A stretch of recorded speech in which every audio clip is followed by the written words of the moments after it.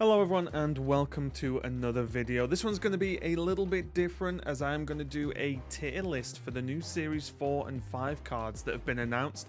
Going to be a pretty casual one, so yeah, get comfortable, check it out. Okay, well here we go, starting with the Series 4 cards first. We're going to kick it off with She-Hulk, 610, costs 1 less for each unspent energy last turn.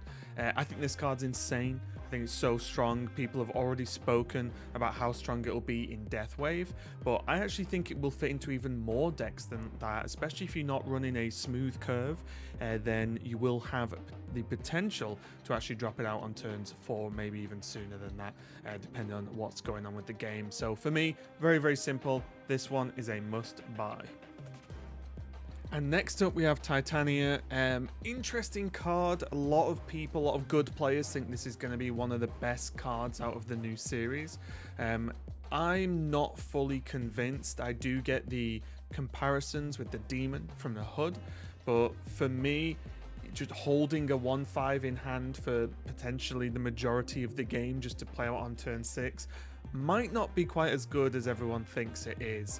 So for me, it does seem to fall more in the good category. Maybe even just playable for me, but I'll drop it in good because I trust some of the other good players of this game.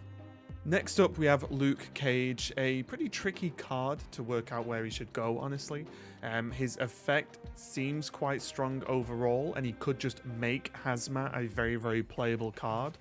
But other than that, really, he could just slot into decks that already run ongoing cards with Spectrum to maybe help out with not only opponents' effects, or locations. So I would actually just put him in playable for now, and part of me hopes I'm wrong. The next one up is Absorbing Man, and this might be one of my favorite cards that's coming out very soon. Although it doesn't look super strong as a 4/3, copying basically if the previous card had on reveal, it gets to do it again. I do think this is stronger than some people are making it out to be. Instead of proccing the usual suspects of on reveals, I'm looking at more of the very different effects in the game, whether that's Spider-Man, whether that's Juggernaut, Storm, any kind of effects like this I think could be very, very powerful indeed, and that's obviously before we even talk about what you can do with Wong. So I actually think Absorbing Man is up there in good, but for me personally, I will be buying Absorbing Man if he's offered in the shop.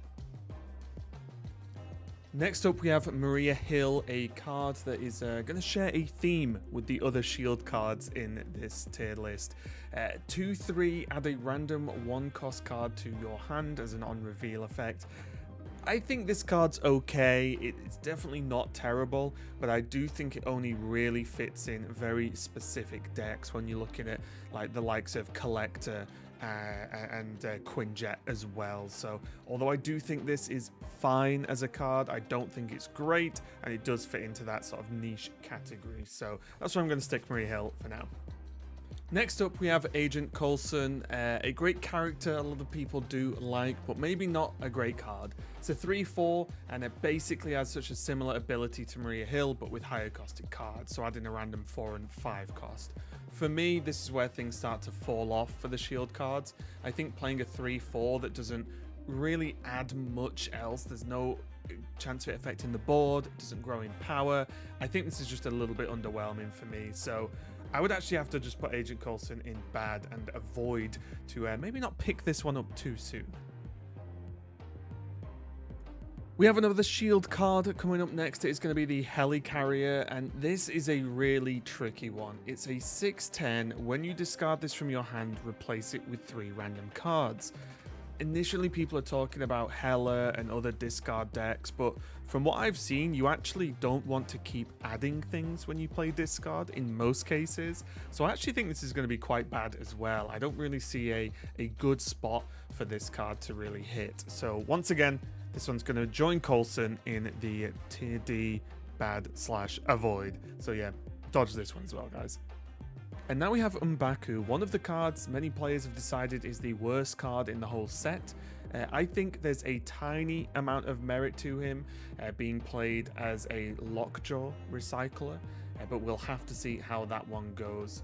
But honestly, until then, I think we're just going to have to put him in the bad column for now. Actually, no, I'm going to change my mind. I'm going to put him up to niche. I'm holding out hope for M'Baku.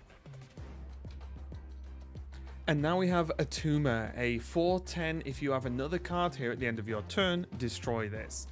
Overall, this does look quite powerful. I just wonder if it can sometimes be a little bit too much hard work. We could definitely see him replace a few of the cards or a few of the options in Destroyer decks, but this is obviously before we see any balance changes, so this one's going to be a tough one. I think I'm going to put Atuma in playable. I don't think he's one of the best cards. I don't think he's going to have a huge impact on the meta, but I definitely don't think he's bad.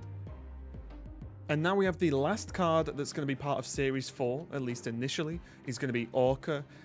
I think this card is more powerful than a lot of players are making out to be. I definitely do view this as a Giganto that you can place anywhere. It can be a little bit hard work. It being a 6-drop is a 6/14 pass, a good enough turn 6. We'll have to see. But it can also work pretty well with Wave since he is kind of like a fish or something, right? So that makes sense. But for me, Orca, I have faith. I'm actually going to put him in good. So fingers crossed I'm right on this one. And now we get to the interesting stuff. The first Series 5 card here is Galactus, and this is a spicy one. Has such a crazy impact on the game, can be helped out with the likes of Wave and maybe some other ramp tools or certain setup, but for me, I'm going to go out on a limb here and say one of two things is going to happen. He's either going to be bad because people can just play around it with certain cards by giving your opponent cards in each lane, or he'll be completely busted and then get nerfed anyway. So I'm actually going to throw Galactus in bad and avoid, purely just to try and stop players potentially wasting their tokens. So yeah, I'm sure everyone will be upset at this one. He does have the best effect in the game though. Now we have to look at Valkyrie, a very interesting card, one that can definitely get you ahead if you have more stuff on board. It works kind of like Mojo World, like the more cards you have in a location when you play this, the better. If it's towards the end of the game, which it probably will be with Valkyrie. The only thing here I really want to see is how the word set affects the game, because there's been a lot of discussions as to whether this can reduce cards if you have Luke Cage on the board or not. I assume it will, but I still want to see it happen because we've seen some funky interactions in this game so far. So for Valkyrie, I think she's okay. I'm going to put her into niche because I don't think you can just throw her in any deck and she's going to be strong. And now we have Super Skrull, a 4/2 that has one of the strangest abilities in the game. Ongoing, has the ongoing effects of all enemy cards. In general, I can see the negative approaches to this card where your opponent's choosing which ongoing cards goes in their deck and choosing how to benefit from them, whereas you won't with Super Skrull. But I do think for one card, to be able to do this much potentially is huge, even though it will be meta dependent. So I am excited for this card. I think this card can be good, but I'm going to try and curb my enthusiasm just a little bit and just put Super Skrull into playable right now. And maybe we see it actually jump all the way up to good.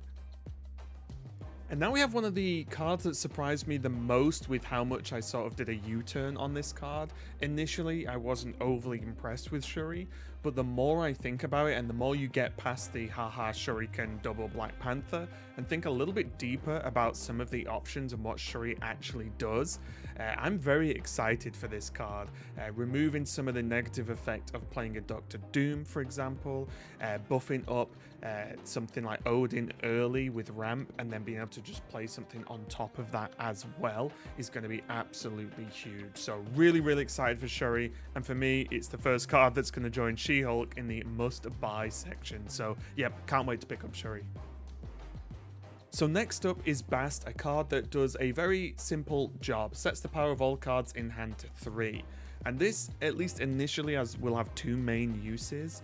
It will either buff a lot of lower powered 1-drops that you have in hand and you run that kind of deck, or it will help out buffing cards that have lower power, such as Mr. Negative, such as Iron Man as well, even White Tiger. Even just giving these cards a little bit of extra power than they wouldn't have actually had is a pretty big buff, especially considering Bast is just a 1-cost card. It's not a huge investment to play on any given turn. So I actually think Bast is very good. I'm not sure if I would call it a must-buy, but it's up there, so I'm going to put it in just good for now. And now we have the Mad Titan himself, Thanos. There's been a lot of discussion about how difficult it will actually be to use the stones. I may be a little bit more optimistic than most about this. I think this card is very strong. I think the stones have some very strong effects. So I just think he's going to be great. It's going to take a while to actually work out exactly what deck he works in, but when that does happen, it's going to be strong indeed. So I'm going to put him in good right next to Bast there. And finally, we are going to quickly talk about Silver Surfer. Doesn't quite fall into these categories because he is a Battle Pass card and not just going straight into Series 4 or 5. But regardless, I think his effect is going to be very strong. I think there's going to be a few different decks that use him. And honestly, for me, I'm really looking forward to it and excited with the fact that he's actually going in the Battle Pass. So I'm actually going to chuck him up there in a must-buy position, mainly because I think the Battle Pass is a must-buy for any player that wants to spend any money, and Silver Surfer will definitely be solid. And that's going to be it for this tier list. Make sure to let me know if you agree or disagree, although I wouldn't know why, because of course I'm always right. Thanks a lot for watching, and we'll see you next time.